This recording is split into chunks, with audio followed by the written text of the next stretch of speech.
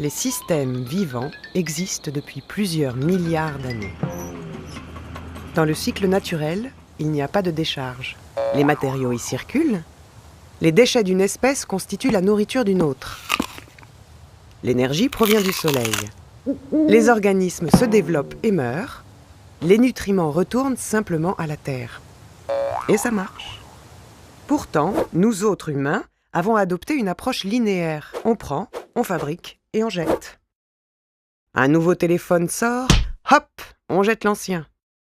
Notre machine à laver déclare forfait, alors on en achète une autre. Chaque fois que nous faisons cela, nous puisons dans des ressources limitées et produisons des déchets toxiques. Ça ne peut tout simplement pas fonctionner sur le long terme. Alors, où est la solution ?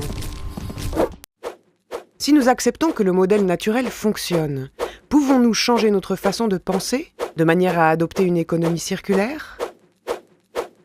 Commençons par le cycle biologique.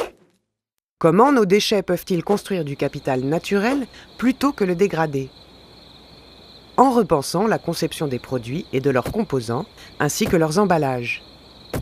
Nous pouvons produire des matériaux sains, compostables, qui serviront d'engrais. Résultat, aucune ressource n'a été perdue dans le processus.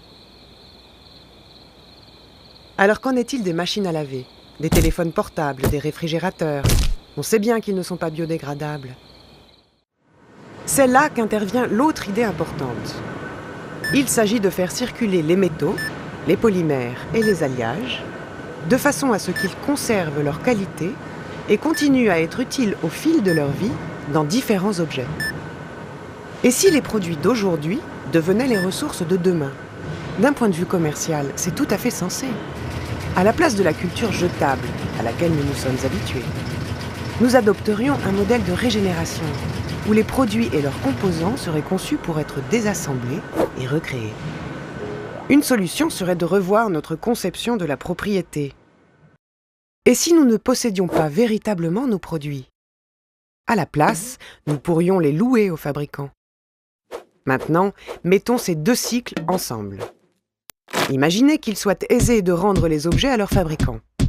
Leurs matériaux techniques seraient alors réutilisés et leurs composants biologiques pourraient être valorisés dans l'agriculture.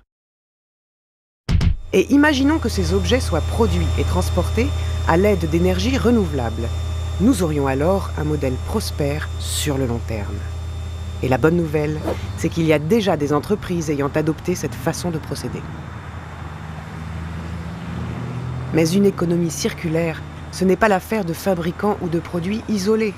Pour que le modèle fonctionne, il doit s'appuyer sur un réseau d'entreprises interconnectées, formant une infrastructure. L'énergie a également une grande importance. Il s'agit ni plus ni moins de la refonte du système. De nouvelles perspectives et horizons s'ouvrent à nous, plutôt que de subir les limitations du présent. En combinant créativité et innovation, nous pouvons réellement repenser et redessiner notre avenir.